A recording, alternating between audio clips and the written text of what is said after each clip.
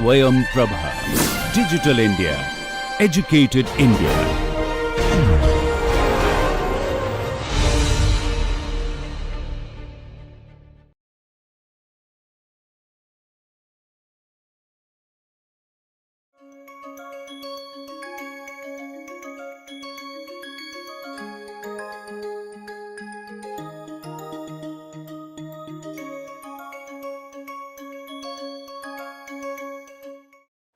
We'll now look at another case study. I mean, we are looking at 3D microprinting as a case study thing.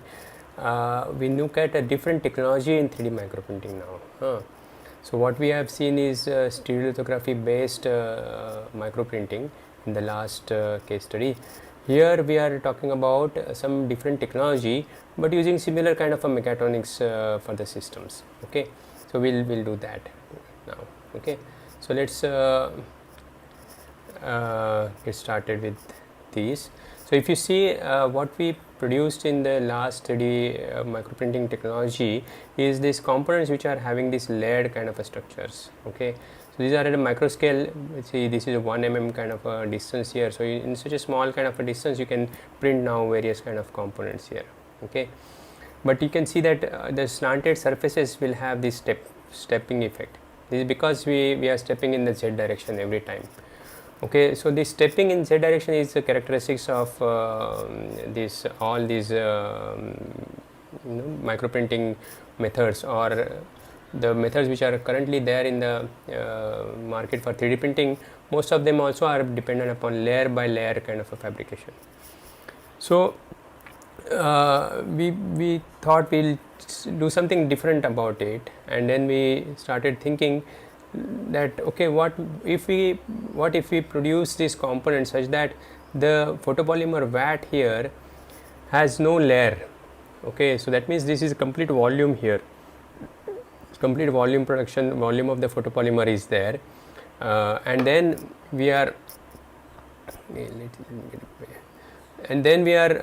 focusing the laser beam on the photopolymer and the focus is matching with the bottom side of the substrate. There is a glass substrate and the component is getting fabricated upside down inside this glass, inside this photopolymer vat on the glass substrate. Okay.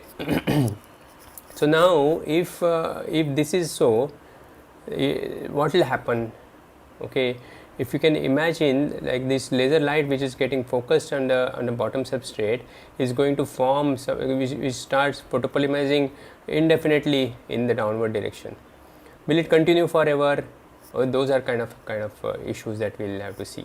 And what if we start moving this laser beam when it is getting photopolymerized? It's when the resin vat here is getting photopolymerized. Okay, so while it is focused on the bottom surface, if we scan it further, then it will form this kind of a wall. Okay, so this wall is getting formed, and if I want some shape to be given to the wall, okay, normally if I don't change anything in the system, I just focus the laser beam, it starts penetrating down and I scan it in one direction, it will form some kind of a rectangular wall. If I want to change the shape of this wall, then I just I have some acousto-optic modulator to change the intensity of the laser beam. So then I use that, as we saw in the last presentation. There's a acousto-optic modulator is a switch, but it can have also possibility of changing the intensity of laser beam. Okay, so when we change the intensity of the laser beam, we can start forming the shape to that wall. Okay, and that's how one can have a fabrication where now the stepping effect is little lesser than before. Also, of course, when you go for the next scan, there will be some kind of a small stepping effect, but now that stepping effect will be much lesser than what we'll have in the z direction, because z direction stepping effect is governed by the liquid layer thickness. Okay, but here now there is no restriction of the liquid layer thickness kind of. We are fabricating this entire volume of the liquid here. Okay, so that is a difference that will happen in this process. Now if you see the mechatronics of this is again similar kind of a mechatronics that we'll have to will be using here. So let's say this scanning system now is same as what we had before also, But now the technology is little different. We are not doing anything layer by layer now. So what is happening is when this is getting scanned, you start fabricating something below the focal plane. Okay. So below the substrate you get some formation happening here, and there is no constraint for the beam to stop fabricating. Okay. As much it can penetrate, it can fabricate. Okay. So this kind of a way of doing things is going to produce some interesting kind of a components that we'll show. Okay. So only thing difference here is the technology. And now how do we move these laser beams in the same kind of accuracy fashion is by using again the compliant mechanisms in this case also. Okay.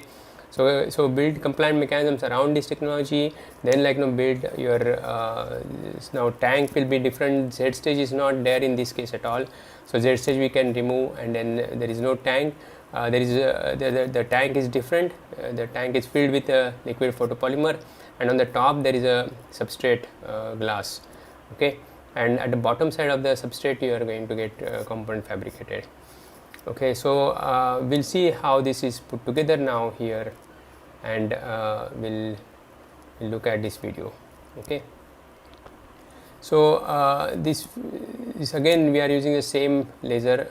All other things are same. So here is your coherent, the laser is there. It is be steered by some optics, and then it will be falling here on the system setup, and then you are going to kind of have the fabrication done by using some kind of a motion of these XY stages in the compliant mechanism kind of a way.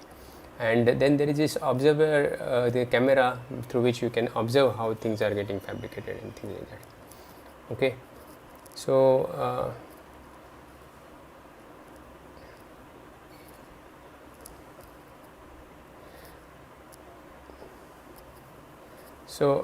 let's see that. Okay, you can see these are components which are fabricated with stepping effect in the previous technology, and that's where this technology, as I explained, will be of help here.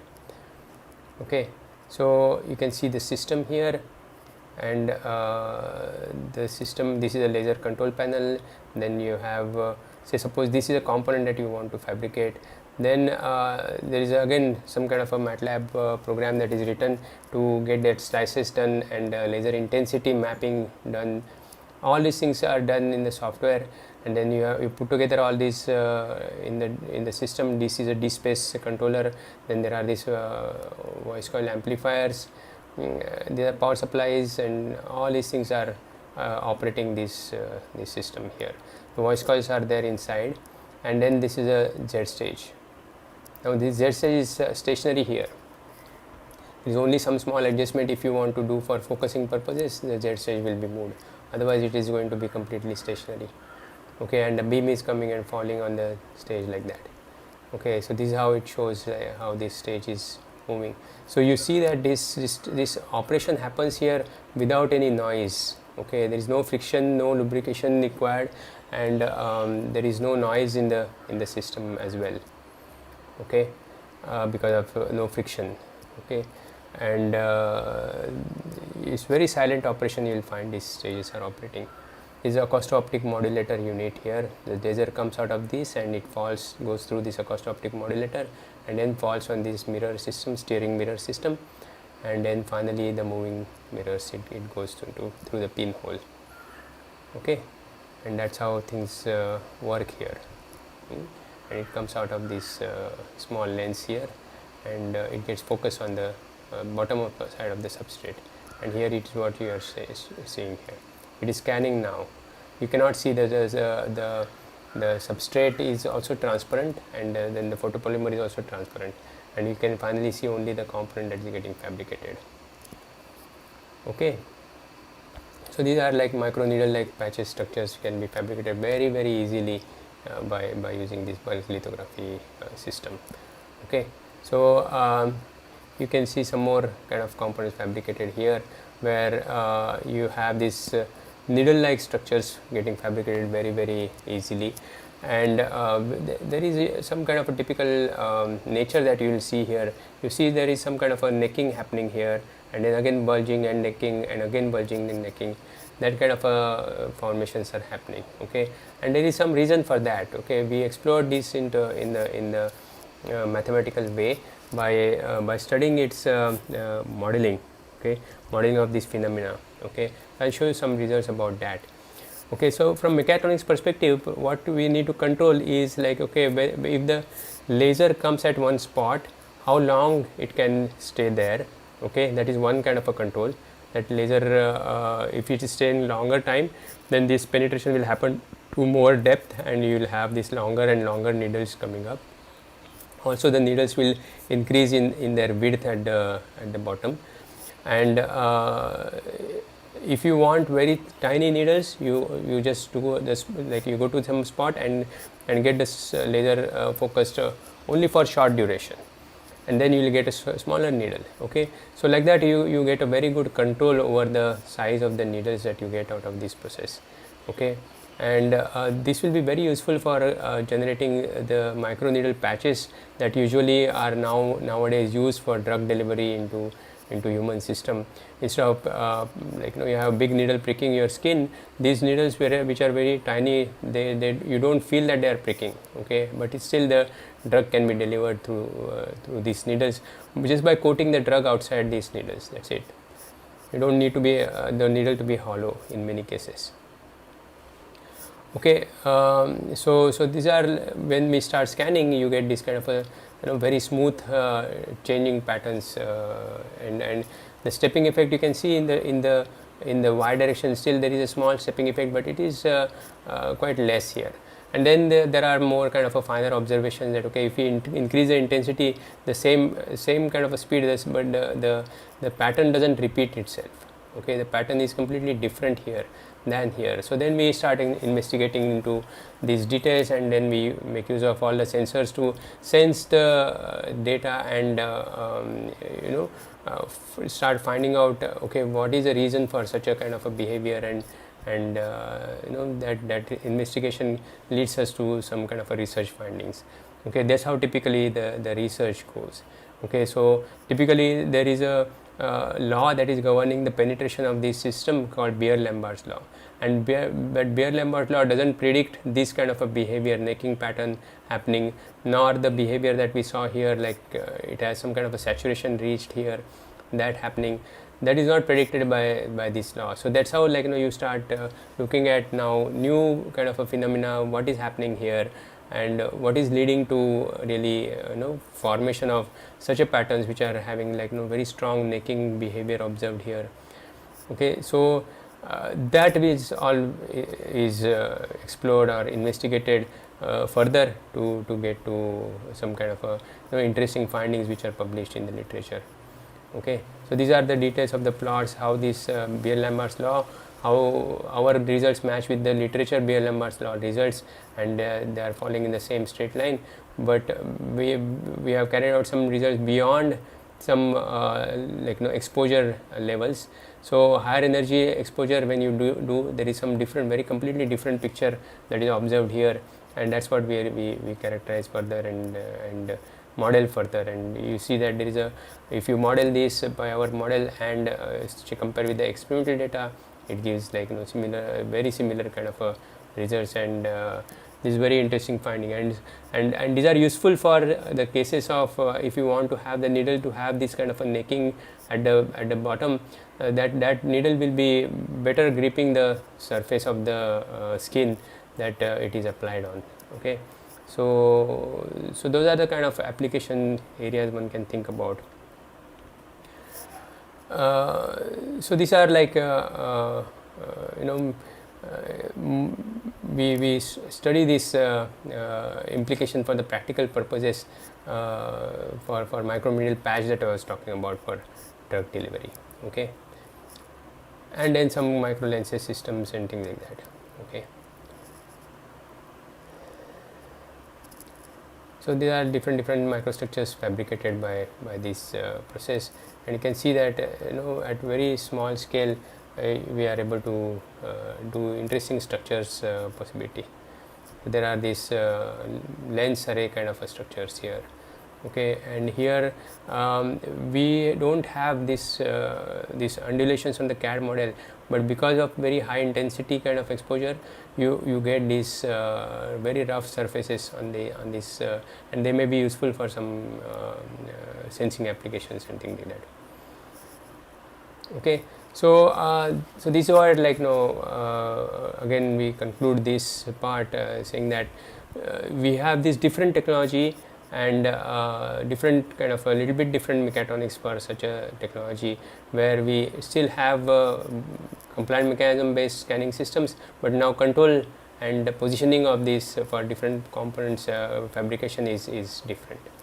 Okay, and again this can be converted into a product for specifically targeted to microneedle patch fabrication by using some kind of embedded programming of microcontrollers and having some kind of a human interface, human machine interface HMI given by some kind of a touch screen or some buttons or things like that. Okay, and then this can be another product which is through which we can produce different kinds of microneedle patches for many different applications to come. Okay, so we'll stop here for this application, and we'll study let's see any other cases in the similar way. So one can I mean what one I can say that you can look at these case studies from the perspective of that, okay, look, if I want to get my new kind of a system developed in a similar fashion, okay, it's not very difficult to do that. Okay, it's just a matter of like you're looking into things in a different way and see, okay, I go through this training that has been received in this course in terms of having different sensors identified for this particular process that I am thinking about, what are the different actuators I should identify, and then how would I put together these things to make them work. And wherever you feel that okay, this particular area is of not your expertise, you can always borrow expertise from other places and start putting things together and realize your dream applications in this way. Okay, thank you very much. We'll close this session for now.